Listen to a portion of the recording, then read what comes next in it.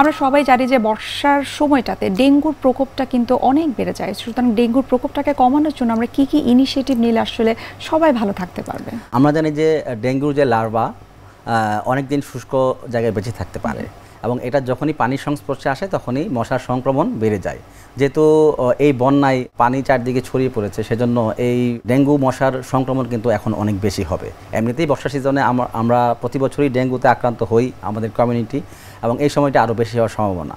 তো এসব ক্ষেত্রে আমি বলবো যে আসলে আমাদের সচেতন হতে হবে। আমাদের মশার যে এখন যেহেতু সংক্রমণ বেশি, আমরা যেন অবশ্যই মশারি ইউজ করি, যেহেতু বন্যা দুর্গত এলাকায় আসলে অ্যাকচুয়ালি মশারি ছাড়া আমাদের এই সংক্রমণ থেকে প্রিভেন্ট করা কোনো এটা সবচেয়ে একটা ভালো একটা উপায়। এলাকা এবং আমরা যারা স্বাভাবিক পরিবেশেও যারা রয়েছে আমাদের ব্যক্তিগতভাবে সচেতন থাকাটা অনেক বেশি গুরুত্বপূর্ণ। অবশ্যই আমরা যারা ঢাকায় আছি তাদেরকে অবশ্যই মসকিটো রিপিলেন্ট অথবা আমাদের অন্যান্য যে লিকুইড মসকিটো অয়েল আছে এগুলো আমাদের রুমে ব্যবহার করা উচিত।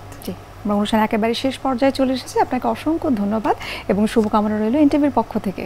ধন্যবাদ আপনাকে। সুপ্রিয় দর্শক, এতক্ষণ আপনারা দেখছিলেন এনটিভি নিয়মিত স্বাস্থ্য বিষয়ক আয়োজন স্বাস্থ্য প্রতিদিনের অনুষ্ঠানটি। এ পর্যায়ে আমরা দেখে নিচ্ছি আমাদের আগামী পর্বে কি থাকছে। একটি হচ্ছে সারা পৃথিবীর বিশেষজ্ঞ যেটা মনে করে যে কষ্ট হোক বা না হোক বছরে অন্তত দুবার ডেন্টাল চিকিৎসকের পরামর্শ নেওয়া উচিত।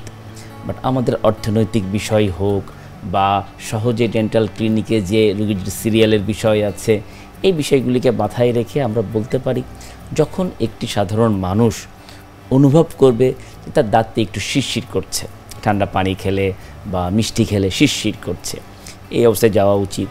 বিশ্বের যে কোনো প্রান্ত থেকে যে কোনো সময় এনটিভির জনপ্রিয় অনুষ্ঠান স্বাস্থ্য প্রতিদিন দেখতে আপনারা ভিজিট করতে পারেন আমাদের পূর্ণাঙ্গ পোর্টাল www.ntvbd.com-এ। এছাড়াও এনটিভির বিভিন্ন ধরনের জনপ্রিয় অনুষ্ঠান এবং নিউজ আপডেট পেতে আপনারা ভিজিট করতে পারেন আমাদের ইউটিউব চ্যানেল এবং ভেরিফাইড ফেসবুক পেজে।